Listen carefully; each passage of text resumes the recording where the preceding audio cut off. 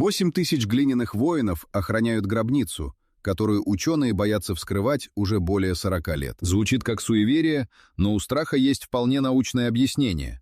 Реки ртути и смертельные ловушки, способные уничтожить все внутри за считанные минуты. И это лишь одна из тайн, что скрывает курган первого императора Китая. А началось все не с археологов, не с правительственной экспедиции и не с древнего манускрипта. Началось с обычной засухи и группы крестьян, которым просто хотелось пить. Весна 1974-го.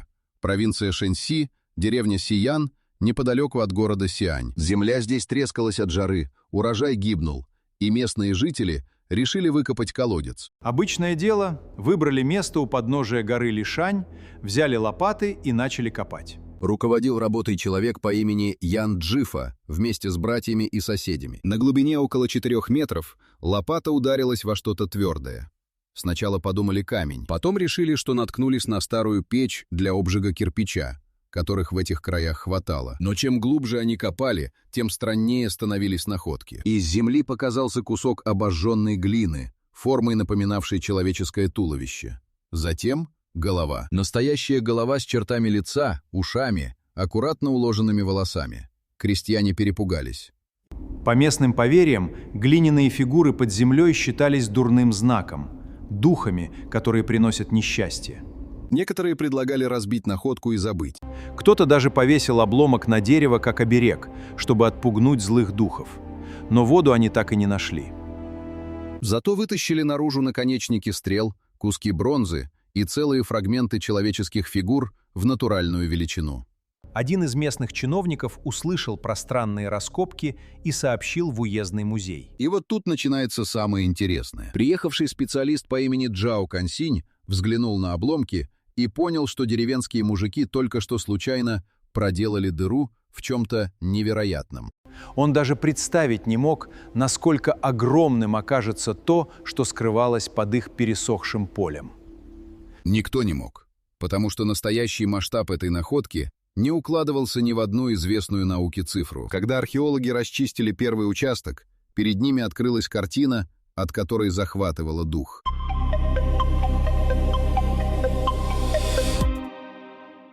Это была не отдельная статуя и не пара фигур. Это был строй. Ряды за рядами глиняных воинов, стоящих плечом к плечу, лицом на восток, будто их только что построили перед боем и приказали ждать. Раскопки растянулись на годы, и с каждым сезоном яма становилась все больше. То, что назвали ямой номер 1, оказалось размером примерно 230 метров в длину и 62 в ширину. Внутри около 6000 фигур. Потом нашли вторую яму, третью. Общее число воинов, коней и колесниц перевалило за 8000. Целая армия, погребенная под землей больше 2000 лет назад. Но поразило ученых не количество. Поразило то, что среди этих 1000 фигур не было двух одинаковых. У каждого воина свое лицо. Разные носы, разрез глаз, форма скул, выражение. Один хмурится, другой словно спокоен, третий будто вот-вот усмехнется. Усы, бороды, прически — все разное. Складывалось впечатление, что скульпторы лепили портреты с реальных живых людей. Отличалось и снаряжение. Простые пехотинцы, лучники, стоящие на одном колене, колесничие, офицеры в доспехах побогаче, генералы, чьи фигуры были выше остальных, рост некоторых доходил до 2 метров. Даже прически и узлы на волосах указывали на ранг. Это была не толпа, а точно выстроенная боевая единица со своей иерархией. А еще их когда-то ярко раскрасили. Красные, зеленые, синие, фиолетовые тона. Воины были живыми не только лицами, но и цветом. Правда, тут крылась ловушка. Как только фигуры извлекали из земли и краска соприкасалась с сухим воздухом, она сворачивалась и осыпалась буквально за минуты. Многие статуи потеряли свой облик прямо на глазах у исследователей, которые еще не знали, как это остановить. И постепенно стал понятен масштаб замысла. Никто не строит подземную армию из 8000 уникальных фигур просто так. Все это охраняло что-то. Точнее, кого-то. Воины смотрели в одном направлении, и если проследить, куда именно они обращены и что находится у них за спиной, становилось ясно, это лишь передовой отряд. А настоящий центр всего сооружения еще даже не тронули лопатой.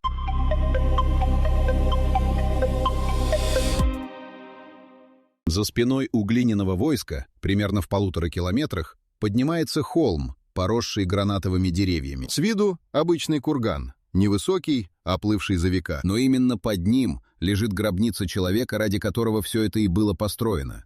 Цинь Шихуанди, первого императора Объединенного Китая.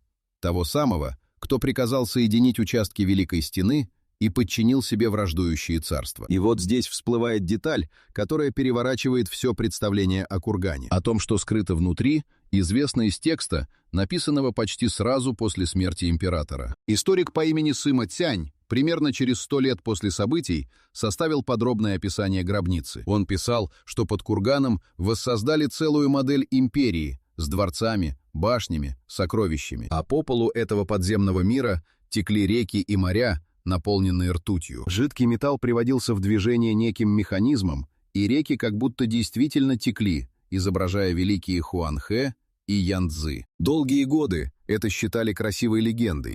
Ну какие ртутные реки? Это же явное преувеличение древнего летописца. Но в конце 20 века ученые решили проверить рассказ Сыма Цяня научным способом. Они взяли пробы грунта прямо с поверхности кургана и над самой гробницей, не вскрывая ее. Результат оказался ошеломляющим. Концентрация ртути в почве над погребальной камерой была в десятки раз выше, чем в земле вокруг холма. Причем распределение этой ртути в грунте складывалось в определенный рисунок. Повышенные показатели шли не хаотично, а как будто повторяли очертания географической карты. На северо-востоке и востоке ртути было больше, ровно там, где у реального Китая находятся моря. Иными словами, летописец не выдумывал. Под курганом действительно разлита ртуть, и ее, судя по всему, очень много, оценки доходят до 100 тонн. За 2 с лишним тысячи лет часть ее испарилась и просочилась сквозь почву наружу, что приборы и уловили. А теперь стоит вспомнить, что такое ртуть в закрытом пространстве. Ее пары – смертельный яд, поражающий нервную систему, почки, легкие. Любой, кто вскроет камеру без защиты, рискует надышаться отравой. Но ртуть – это еще цветочки по сравнению с тем, что, если верить все тому же летописцу, поджидает незваных гостей на входе в гробницу. Тот же Сыма Цянь оставил еще одну зловещую запись.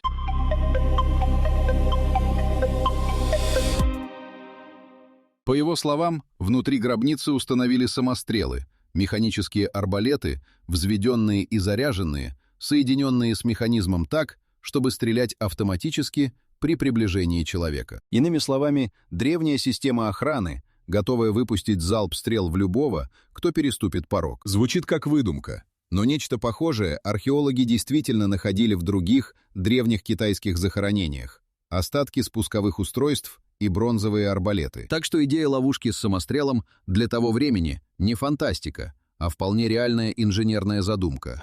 Вопрос лишь в том, сработает ли механизм, пролежавший под землей больше 2000 лет. Дерево и тетива давно должны были сгнить, но бронзовые части могли сохраниться, и никто не рвется проверять это на себе. Однако главная угроза – даже не стрелы. У этой истории есть жуткое человеческое измерение. По записям, после того, как тело императора поместили в гробницу и внесли все сокровища, второй император, его сын, приказал закрыть за строителями внутренние ворота, а затем опустить и внешние. Мастеров и рабочих, которые знали устройство ловушек и расположение сокровищ, замуровали внутри заживо, чтобы тайна умерла вместе с ними. Сколько людей осталось погребено в этих коридорах, неизвестно. И тут возникает вопрос, который висит над проектом уже 40 с лишним лет. Почему бы просто не откачать ртуть, не обезвредить механизмы и не войти? Почему китайские власти раз за разом откладывают вскрытие центральной гробницы, хотя технически подобраться к ней могли бы? Ответ куда прозаичнее любого проклятия. Дело не в том, что археологи боятся мести императора или верят в духов. Дело в том, что каждый раз, когда лопата касалась чего-то по-настоящему хрупкого, наука проигрывала. Те самые раскрашенные воины, потерявшие цвет за минуты на воздухе, стали уроком, который невозможно забыть. Если так осыпается краска на глине, то что произойдет с тем, что лежит под курганом 2000 лет в темноте и без доступа кислорода? И вот здесь начинается настоящая причина, по которой гробницу до сих пор не тронули. Причина, о которой почти не говорят в легендах о ртути и стрелах.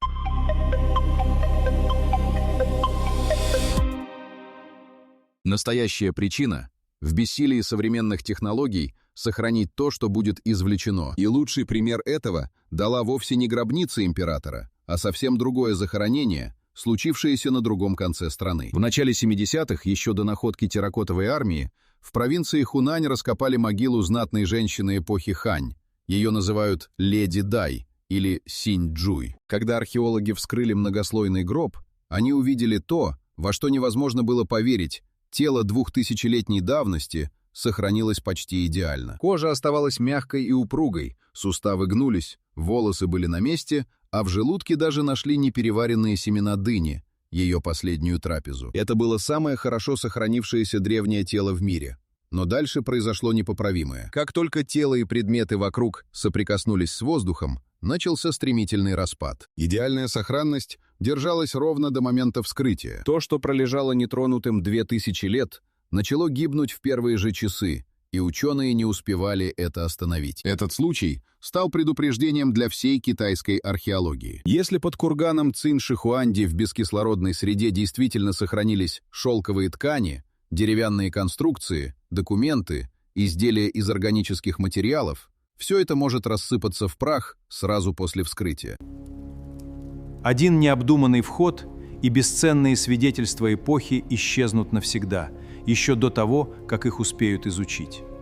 Есть и чисто инженерная проблема. Курган — это огромный земляной холм, а сама погребальная камера находится глубоко под ним, на глубине порядка 30 метров. Чтобы добраться до нее, пришлось бы либо снести весь холм, что уничтожит сам памятник, либо пробивать шахту, рискуя обрушением и нарушением той самой герметичности, что хранит содержимое. Плюс ртуть, которая при вскрытии хлынет парами наружу и отравит и людей, и все вокруг. Именно поэтому в Китае действует негласное правило не трогать то, что не можешь сохранить. И пока нет технологий, гарантирующих, что содержимое переживет контакт с воздухом, гробница остается закрытой. Но раз внутрь физически войти нельзя, встает логичный вопрос. А как вообще ученые узнали, что там, под холмом? Ведь они говорят о дворцах, стенах и реках так уверенно, будто уже побывали внутри.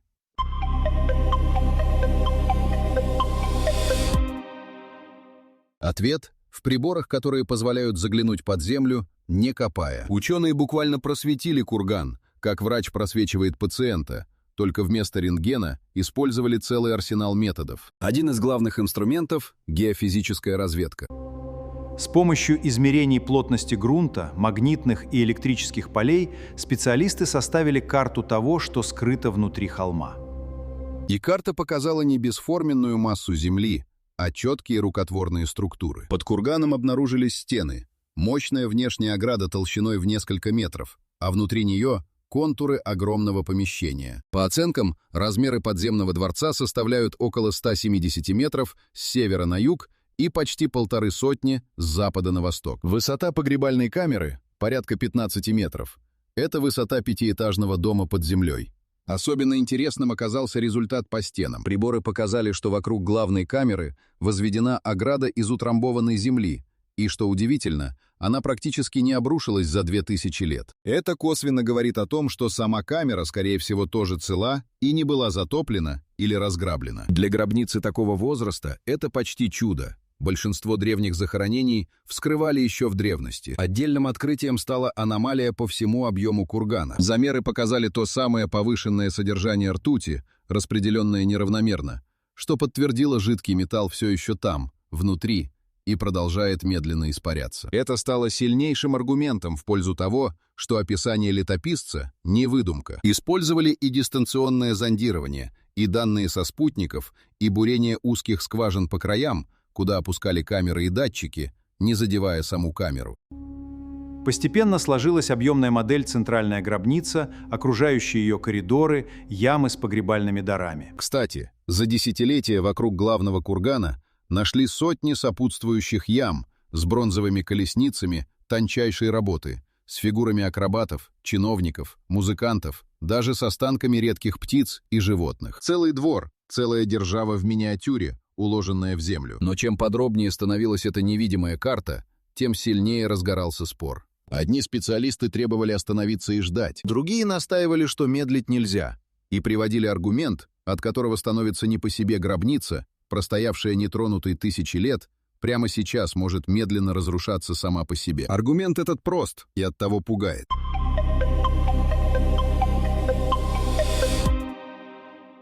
Ртуть внутри – не застывшая деталь декорации, а активный химический агент. Пары металла десятилетиями воздействуют на все, что находится в камере, окисляют, разъедают, меняют структуру материалов. Плюс медленное проникновение влаги, микротрещины, естественное оседание грунта. То, что казалось идеально сохранившимся по данным приборов, может оказаться хрупкой оболочкой, готовой рассыпаться от первого же прикосновения. И никто не знает, сколько времени осталось. Так складывается настоящий ответ на вопрос, почему гробницу не вскрывают уже больше 40 лет. Это не страх перед мистическим проклятием, хотя молва о мести императора живет до сих пор. Настоящий страх куда рациональнее. Это страх сделать непоправимое. Страх, что вход в камеру превратит крупнейшее археологическое сокровище планеты в кучу праха и отравленной земли за считанные минуты, ровно как осыпалась краска с воинов и рассыпалось тело ханьской знатной женщины на воздухе.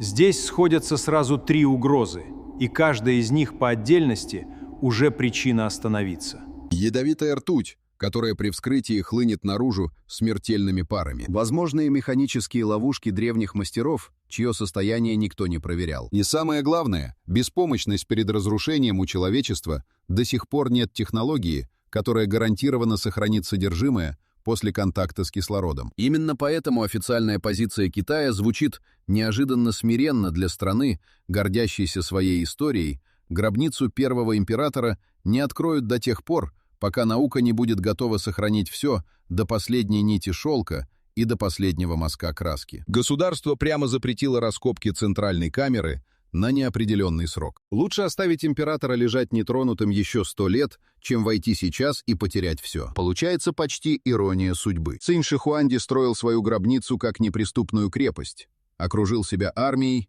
реками ртути и ловушками, чтобы никто и никогда не потревожил его покой. Он мечтал о бессмертии, искал эликсир вечной жизни и, по некоторым версиям, отравился как раз ртутными снадобьями, которые считал лекарством. И вот спустя 22 века его защита работает безупречно. Ни стрелы и ни яд останавливают людей у порога. Их останавливает то, что он невольно создал, загадку, которую нынешняя цивилизация просто не имеет права испортить.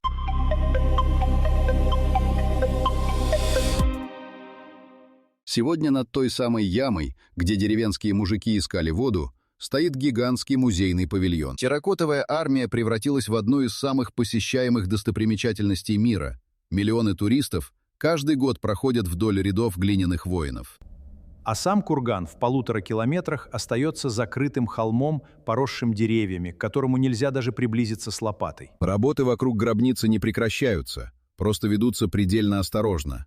Расчищают сопутствующие ямы, изучают то, что лежит по краям, и не трогают центр. И каждая новая раскопка добавляет деталей, от которых замысел императора выглядит все грандиознее. Нашли яму с бронзовыми журавлями, гусями и лебедями в натуральную величину, стоящими у подземного ручья. Обнаружили фигуры силачей и акробатов с обнаженными торсами, явно артистов для развлечения владыки в загробном мире. Раскопали помещение с каменными доспехами, собранными из 1000 пластин, скрепленных бронзовой проволокой. На изготовление одного такого панциря ушли бы месяцы. Ученые подсчитали, что весь погребальный комплекс занимает площадь около 56 квадратных километров.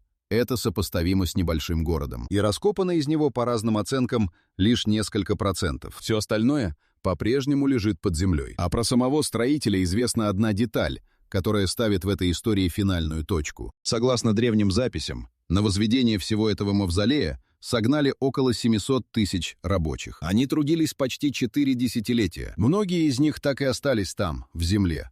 И археологи действительно находят неподалеку братские захоронения строителей, чьи кости несут следы кандалов. Тело же императора, ради которого все это создали, до сих пор лежит там, где его оставили, в 210-м до нашей эры. Под 30 метрами утрамбованной земли, за стенами, что не рухнули за 2 тысячелетия, посреди ртутных рек, изображающих его владение. Ни один живой человек не видел его лица. И, возможно, не увидит еще очень долго, пока где-то в лаборатории не появится технология, способная войти туда, ничего не разрушив. А до тех пор 8000 глиняных воинов продолжают стоять лицом на восток и охранять императора, который так и не отдал свою последнюю тайну.